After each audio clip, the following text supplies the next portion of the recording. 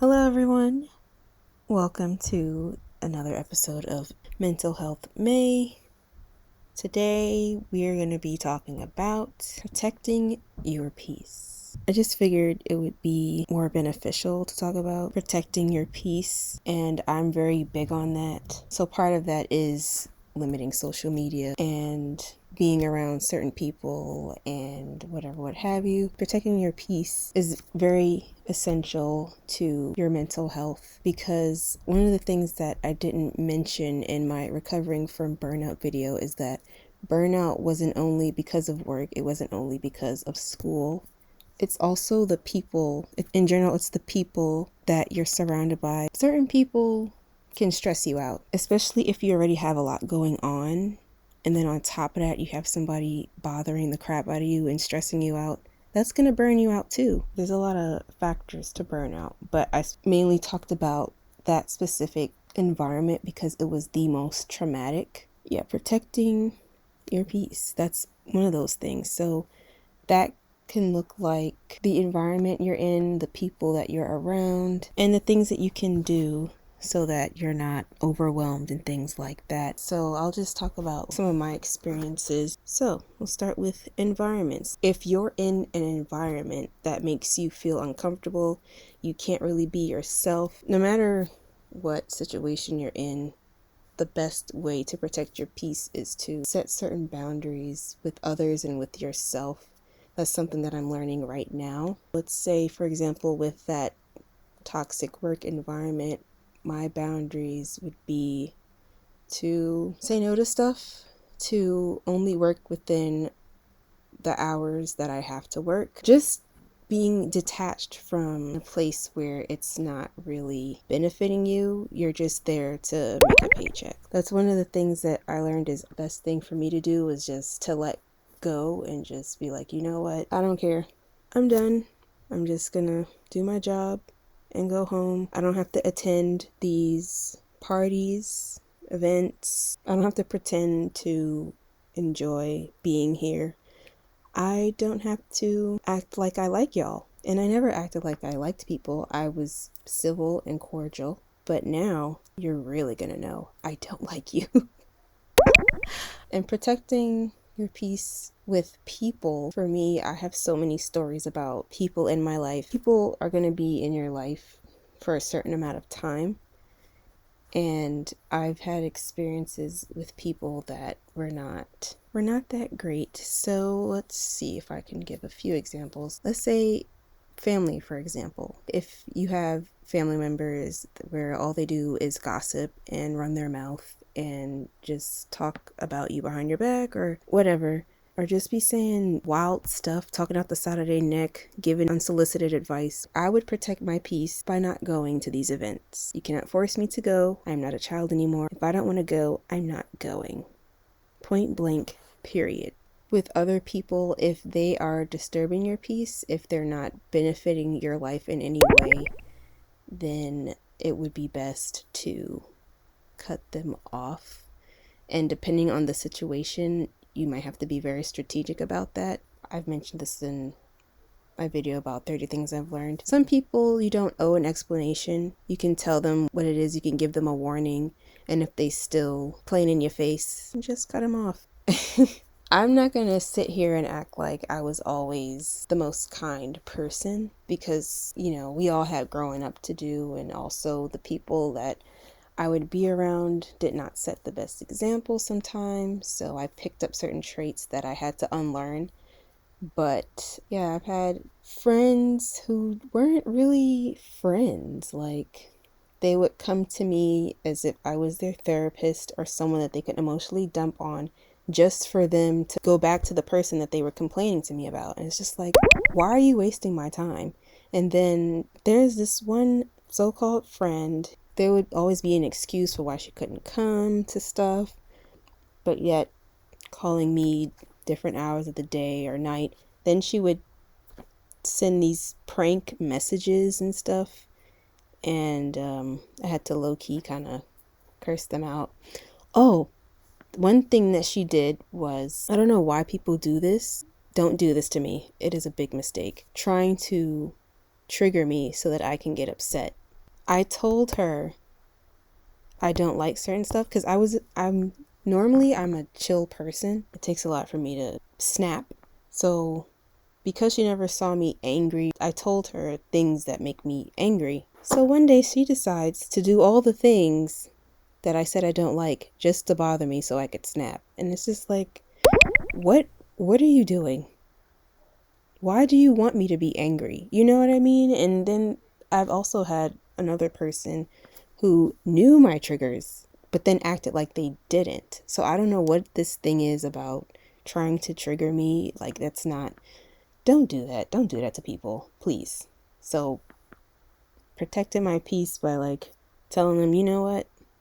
Enough is enough. Don't do that. Like, if I get really mad, I will either walk off or I will snap at you. Pick one. Pick one. Okay? Just don't bother me, please. I don't be bothering nobody. Leave me alone. So what ended up being the best thing was to just stop talking to them, because one of these people was like, oh, well, after high school, we're going to hang out every month. Y'all know that didn't happen, right? Y'all know that didn't happen. Well, it just gradually just stopped talking to each other, and then she was on some BS, so I just unfriended her and never contacted her again. And yeah, the other person I just cut off, let them know what it was, and just ended it there. Because once my mind is made up, once I really sit and think about whether or not this person is worth staying in my life, my mind is made up. It's done. It's a wrap. You will never hear from me again. Okay? You want to play games? Fine. Just don't play them with me. That's how I protect my peace. Or even the situations where I'm usually put in the middle and I'll say, leave me out of it. I don't want to be involved. Don't ask me. Leave me, listen. Leave me alone. I don't want to be in the middle. Don't ask me. That's another way how I protect my peace. And then another way I protect my peace is limiting social media. I've talked about this a few times. I just think it's important because social media is a blessing and a curse. Like, social media has helped me learn certain things, but then there's also the downside to it as well. And I try to stay away from that rabbit hole or dark side of social media, whatever. But it is designed for you to be addicted to it with multiple notifications. Now, I'm not on Instagram, but I have my phone on settings to where certain hours of the day I don't get any notifications. Those apps are closed. I can't open them. And then afterwards, I'll get all these notifications. And it'll be stupid stuff that got nothing to do with me. Oh, check this person's story. Check this person's notes. Check this person's reel. No. And most of the time, it's not even somebody I know. So why are you sending me a notification about that? And even if it is, I'm not, just stop. So I turn off notifications, but they still try to send me stuff.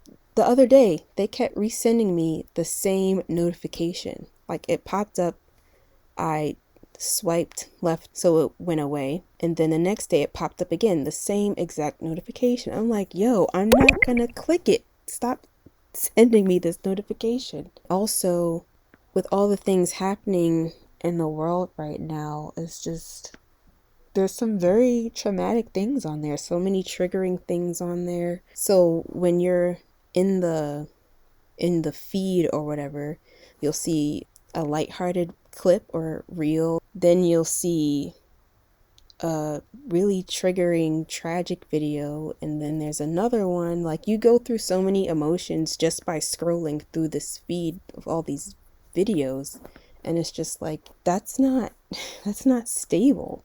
So I just try to stay on a certain side of social media without being completely out of touch with the things that's going on in the world. And even like the news, sometimes the news is kind of kind of biased. But yeah, certain things they try to fearmonger, or they're giving false information. There's just so many things. It's just like, that's a whole nother conversation.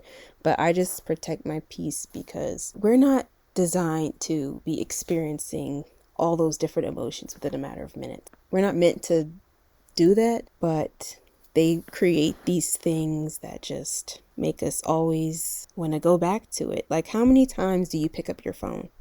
When you're bored, when you're in the middle of a conversation with somebody? That's the thing.